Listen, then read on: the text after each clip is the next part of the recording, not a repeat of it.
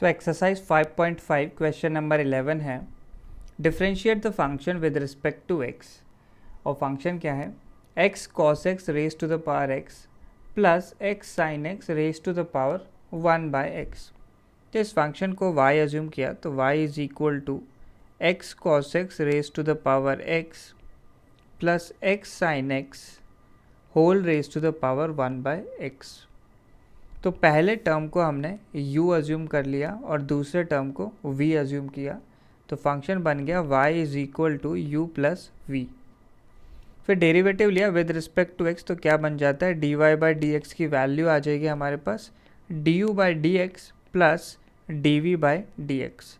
यानी हम du by D X और dv बाई डी एक्स निकाल के इस इक्वेशन में रखेंगे और final answer dy by D X की वैल्यू आ जाएगी। तो पहला टर्म u हमने माना है x cos x raise to the power x को। तो पावर और बेस दोनों वेरिएबल हैं, तो इस तरह के क्वेश्चन सॉल्व करने के लिए हमें log लेना होगा। So taking log on both sides, log लेने पे देखो क्या बन जाता है, log u is equal to log of x cos x raise to the power x। फिर log की प्रॉपर्टीज लगाएंगे, तो log of m raise to the power n क्या होता है, तो जो पावर होती है नंबर की वो सिंपली आगे आ जाती है, तो इसे हम लिख सकते हैं n log m। तो यहाँ पे आप ऑब्जर्व करो कि जो x है वो पावर में है, तो x जो है आगे आ जाएगा सिंपली।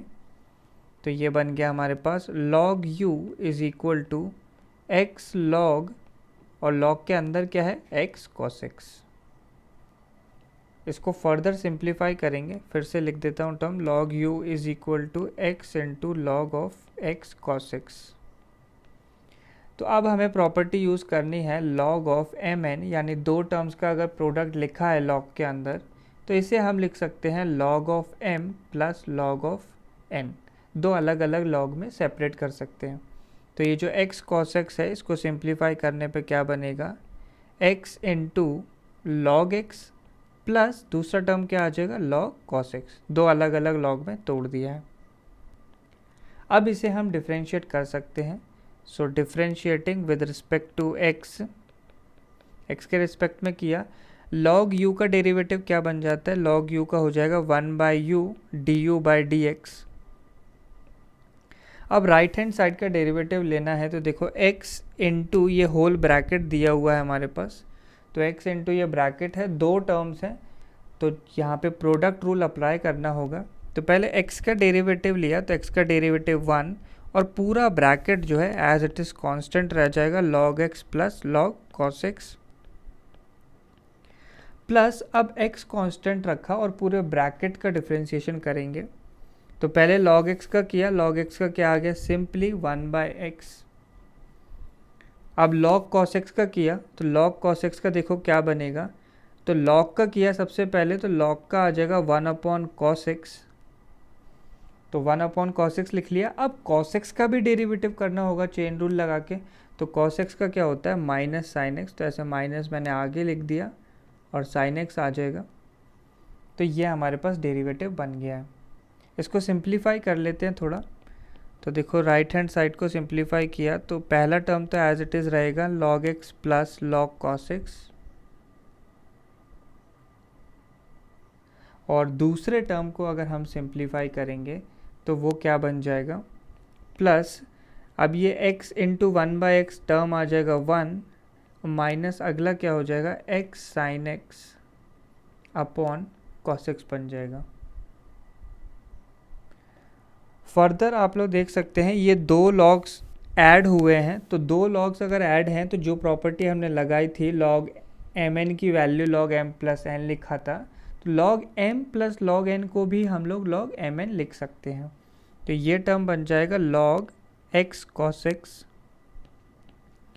प्लस यहाँ पे भी देखो LCM ले लेते हैं, ऐसे 1 अकेला लिखें, ऐसे भी छोड़ सकते हैं, बट LCM अगर लें तो क्या बन जाएगा हमारे पास, cos x minus x sine x upon cos x। तो ये वैल्यू है 1 by U du by D X की। तो यहाँ से du बाई डी एक्स अगर मुझे निकालना है तो क्या करना होगा, इस 1 बाई यू को हम इधर मल्टीप्लाई कर देंगे, तो u की वैल्यू सब्सटीट्यूट करनी होगी u की वैल्यू क्या लिखी थी, u की वैल्यू है x cos x raise to the power x। बाकी पूरा टर्म हम लोग लिख देंगे साथ में। तो पूरा पहला टर्म है log of x cos x, ये सब log के अंदर ही है x cos x, प्लस दूसरा टर्म क्या है cos x minus x sin x upon cos x। तो ये हमारे पास वैल्यू आ गई du बाई डी एक्स की, इसको इक्वेशन 1 बोल दिया मैंने। नेक्स्ट ऐसे ही dv बाई डी एक्स निकालना है, तो v की वैल्यू है हमारे पास x sin x raise to the power 1 by X. तो फिर से बिल्कुल वैसे ही प्रोसीड करेंगे, log लिया पहले दोनों side, so taking log on both sides, तो क्या बन जाता है v का हो जाएगा log v, और इधर क्या बन जाएगा log of x sin x raise to the power 1 by x। तो देखो प्रॉपर्टी आपको याद होगी, हम लोगों ने पावर का क्या किया था, आगे शिफ्ट कर दिया था, तो यहाँ पे भी पावर आगे आ जाएगी। तो क्या टर्म बन जाएगा 1 by X log of x sin x। अब और सिंप्लीफाई करना है तो देखो हम क्या कर सकते हैं, अब ये log of x into sine x लिखा है, फिर से दो टर्म्स का प्रोडक्ट है, तो log के अंदर अगर दो टर्म्स का प्रोडक्ट है तो हम उसे सम में कन्वर्ट कर सकते हैं। क्या लिखेंगे log x plus log sine x बन जाएगा, ये जो प्रॉपर्टी पहले लगाई थी वही लगा दी है, और लेफ्ट हैंड साइड तो वही है log ऑफ v। अब इसको डिफ्रेंशिएट करेंगे, so differentiating with respect to x।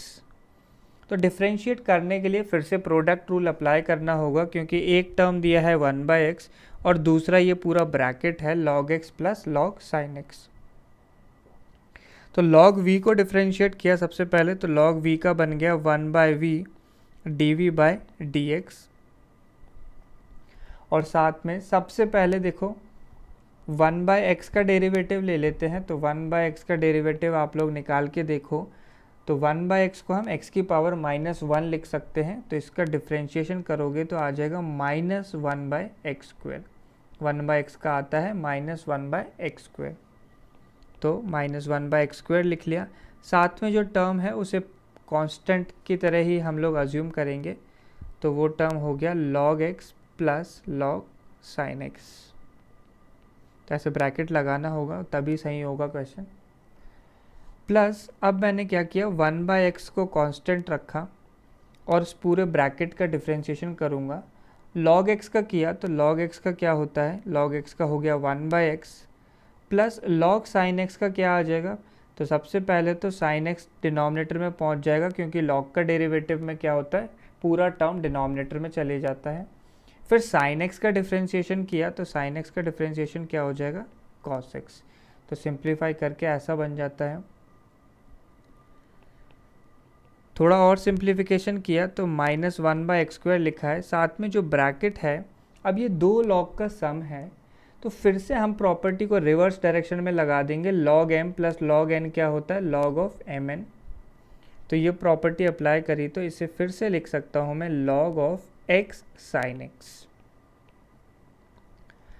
Plus, अब ये राइट हैंड साइड वाला टर्म क्या हो जाएगा हमारे पास, यहाँ पे अगर LCM लिया जाए तो LCM में मैं ऐसे लिख लेता हूँ directly x square into sine x. X square कैसे, एक बाहर भी x लगा हुआ है, और ये टर्म क्या बन जाएंगे, ये बन जाएगा साइन एक्स प्लस यहाँ पे क्या आएगा x cos x आ जाएगा।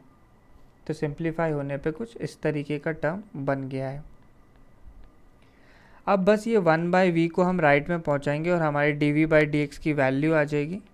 तो dv बाई डी बनता है, तो v की वैल्यू मुझे इनपुट करनी होगी। v कितना है, v था x sin x raise to the power 1 by X, और साथ में ये पूरा टर्म लिखना होगा।